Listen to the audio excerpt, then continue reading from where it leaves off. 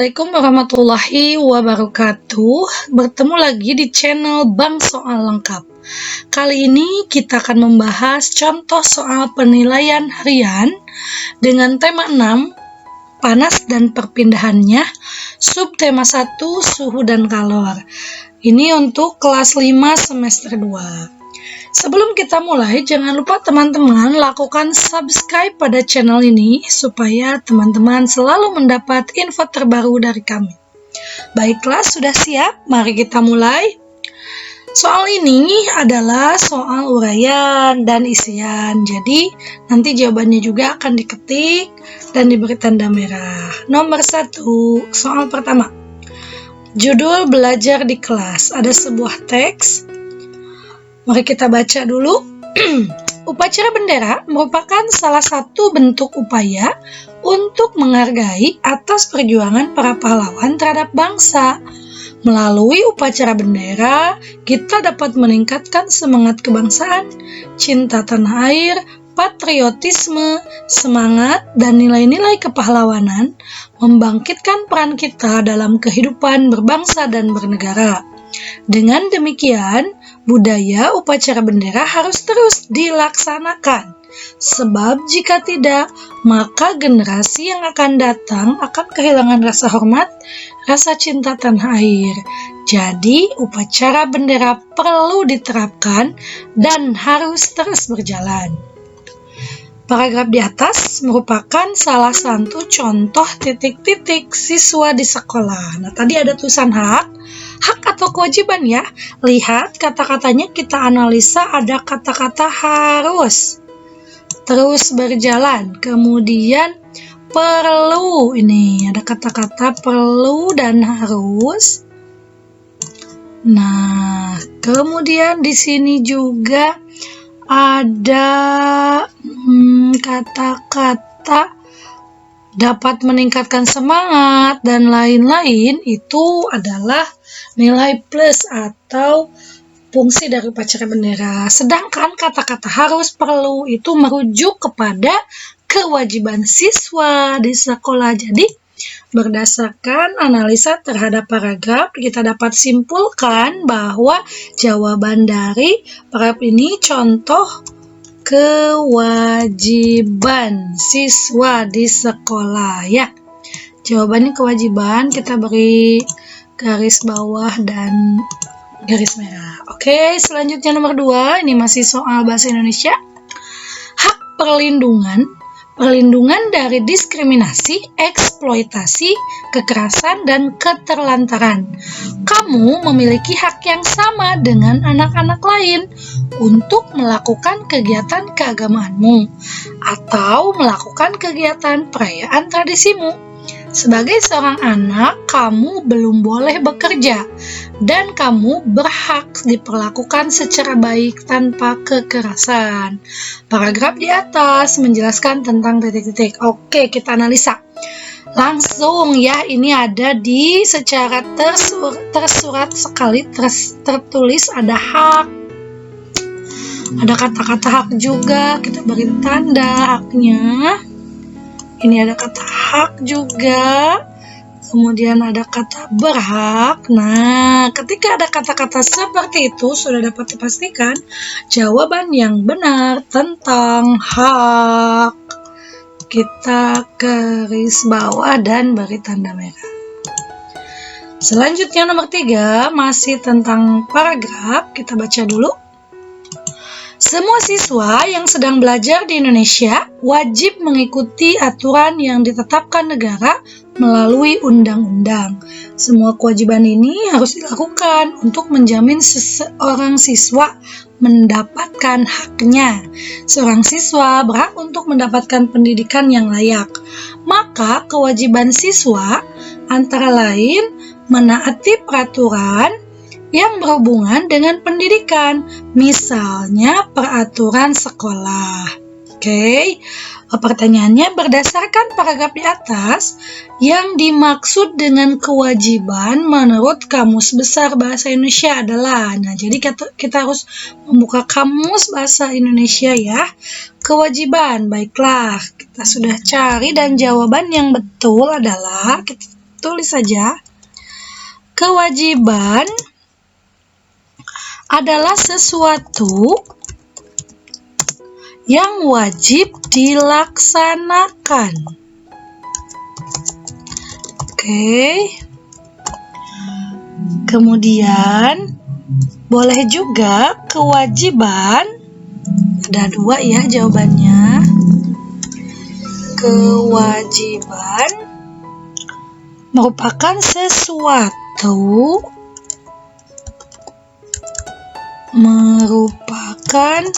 sesuatu yang harus dilakukan untuk menjamin haknya terpenuhi.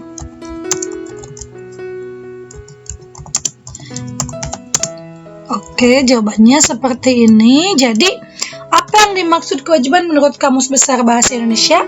Kewajiban adalah sesuatu yang wajib dilaksanakan. Kewajiban merupakan sesuatu yang harus dilakukan untuk menjamin haknya terpenuhi. Oke, lanjut nomor 4. Ada sebuah bacaan dan mengetahui jenis teks. Kita baca dulu. Pengangguran merupakan salah satu fenomena sosial yang terjadi di masyarakat, seperti halnya sebuah penyakit yang sudah kronis menyerang lini kehidupan. Sudah banyak penanggulangan pengangguran yang diambil, tetapi masalah pengangguran ini belum juga tuntas. Pengangguran terjadi tidak hanya di Indonesia saja, masalah ini hampir di setiap negara mengalaminya. Setiap pemerintah di seluruh dunia menjadikan masalah pengangguran menjadi salah satu agenda utama untuk diselesaikan. Secara umum, pengertian pengangguran yaitu orang dewasa yang belum bekerja atau sedang mencari pekerjaan, atau juga tidak mempunyai pekerjaan sehingga tidak menghasilkan pendapatan. Sedangkan menurut Badan Pusat Statistik atau BPS memberikan definisi pengangguran adalah orang-orang yang bekerja kurang dari 1 jam setiap minggunya. Paragraf di atas merupakan jenis teks titik-titik. Tadi kalau kita perhatikan ada pengertian pengangguran, ada penjelasan pengertian pengangguran. Paragraf yang menjelaskan mengenai sesuatu kita sebut dengan paragraf atau jenis teks eksplanasi. Artinya paragraf yang menjelaskan ya. Beri tanda. Oke, jawabannya sudah. Lanjut ke nomor 5. Ada sebuah teks lagi dan ditanya mengenai ringkasan. Baiklah, saya baca dulu. Pengaruh negatif interaksi manusia dengan lingkungan alamnya. Itu judulnya ya. Manusia tidak dapat hidup tanpa mengandalkan lingkungan alamnya. Dari alam, manusia memperoleh banyak manfaat untuk memenuhi kebutuhannya. Pertanian, perkebunan, perikanan, peternakan merupakan bentuk-bentuk interaksi manusia dengan lingkungan alamnya untuk memenuhi kebutuhan hidupnya. Manusia memelihara alam sedemikian rupa agar dapat dimanfaatkan dengan baik untuk memenuhi kebutuhan manusia dan makhluk hidup lainnya. Tetapi tidak semua interaksi manusia dengan alam berdampak baik bagi alam. Perilaku masyarakat yang suka membuang sampah sembarangan misalnya dapat merusak lingkungan alam di sekitarnya. Membuang sampah di sungai dan di laut dapat merusak makhluk hidup yang ada di dalamnya. Tidak hanya itu, kerusakan lingkungan yang ditimbulkannya dapat membahayakan manusia sendiri. Interaksi manusia dengan lingkungan yang kurang baik juga dapat menyebabkan beberapa bencana alam yang merugikan manusia dan lingkungannya. Contohnya terjadi banjir karena saluran air yang terganggu oleh sampah dari kegiatan manusia. Merupakan salah satu contohnya. Demikian juga dengan bencana tanah longsor, disebabkan karena manusia sering menebang pohon di tanah yang landai. Kebakaran hutan karena kecerobohan manusia pun menyebabkan kerusakan dan kerugian yang sangat besar. Oke, ditanyakan ringkasan paragraf di atas. Jadi, kita ingat-ingat lagi, ringkasan adalah kesimpulan dari paragraf. Ada 3 hal yang kita peroleh. Yang pertama, pada paragraf ke-1 ringkasannya ada pada yang mana manusia memelihara alam supaya dimanfaatkan dengan baik. Itu yang pertama ringkasannya. Pada paragraf 1 kita tulis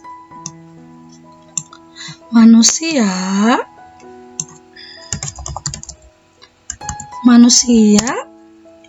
memelihara alam supaya dapat dimanfaatkan dengan baik untuk memenuhi kebutuhannya.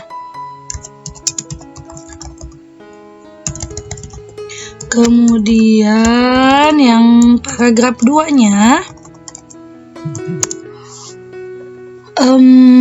kerusakan lingkungan yang ditimbulkan dapat membahayakan manusia.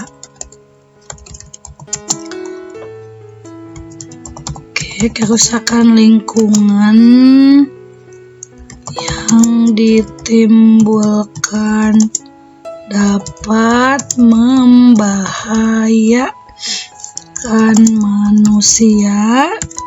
Dan yang ketiga pada paragraf 3, nah ini contohnya begini, interaksi manusia, ada pada paragraf awal ya.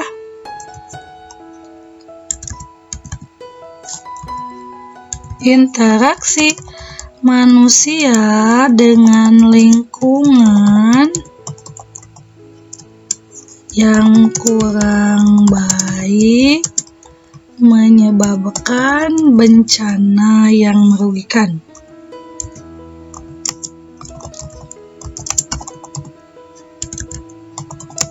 Oke, ini adalah jawaban untuk kesimpulan atau ringkasan pada setiap paragraf. Jadi karena ada 3 paragraf, kita simpulkan saja. Sebetulnya bisa lebih panjang, tapi kita ambil paling singkat ya.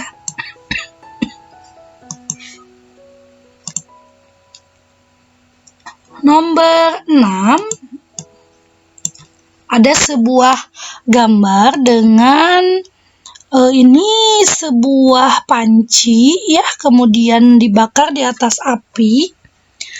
Nah, kemudian